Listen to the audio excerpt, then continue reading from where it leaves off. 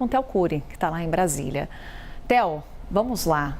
Vários aspectos dessa entrevista coletiva, mas tem um outro trecho que, inclusive, eu conversava com o Theo Cury ontem sobre esse assunto, Theo, que é o momento em que o ministro bate no peito e chama para si a responsabilidade ao não adotar o horário de verão em 2024. Carol, bom dia para Débora e para quem está com a gente nessa manhã de quinta-feira. O ministro ele vem sendo criticado pelos opositores por quem discorda da postura dele em toda essa situação por conta do espaço que ele tem tido ao longo dos últimos dias. Ele é ministro de Minas e Energia, obviamente precisa prestar os esclarecimentos e explicar para a população o que está acontecendo, mas há uma crítica de opositores, de quem discorda dele com relação a justamente o fato de ele estar muito nos holofotes, ter concedido muitas entrevistas ao longo dos últimos tempos. Fato é que eu estou ouvindo um pouquinho da voz do ministro no meu ouvido de alguma das sonoras dele, por isso que me distraiu um pouco, mas o fato é que o ministro ele vem sendo criticado por conta do foco que tem tido nele, obviamente por ele ser ministro, mas ontem ele puxa para ele chama para ele essa responsabilidade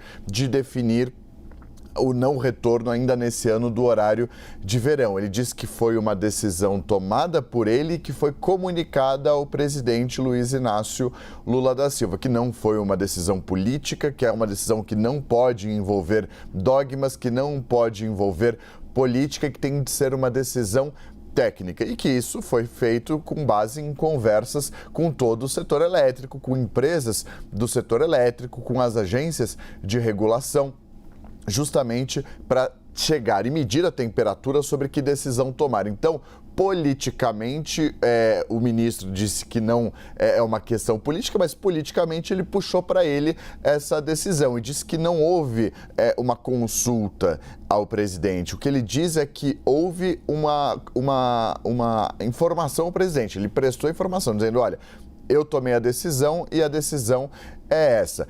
O que a gente sabe, obviamente, é que o presidente normalmente é quem dá a palavra final em casos como esse. O ministro está no meio de uma briga pública com o governador do estado de São Paulo e também com o prefeito da cidade de São Paulo, Ricardo Nunes.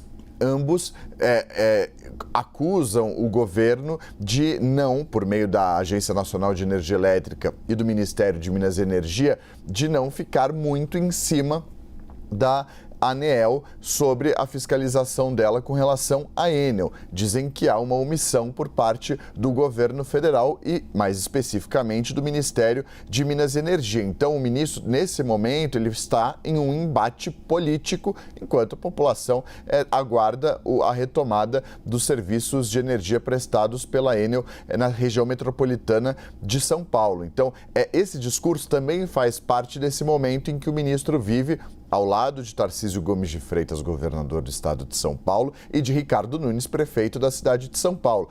Em comum, os três criticam e querem a caducidade do contrato da Enel, querem que a Enel antecipe o fim da concessão que lhe foi dada para distribuir energia elétrica em São Paulo. Esse contrato termina em 2028. Os três concordam que já deu, tem que antecipar por conta do que eles consideram ser serviços mal prestados pela Enel.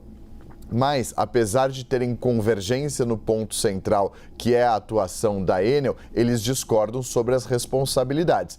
Em comum, criticam também a ANEEL, é outra similaridade entre os três. O Alexandre Silveira chama a agência de agência bolsonarista por conta da composição dela com integrantes que vêm da gestão de Jair Bolsonaro quando era presidente da República, indicados ainda na gestão dele.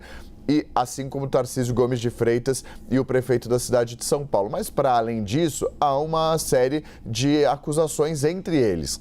Então, esse momento é um momento em que o ministro tem usado também, obviamente, politicamente, essa situação, para prestar contas e também para marcar posição. E ontem marcou posição dizendo que a decisão partiu dele e que ele apenas comunicou ao presidente Lula.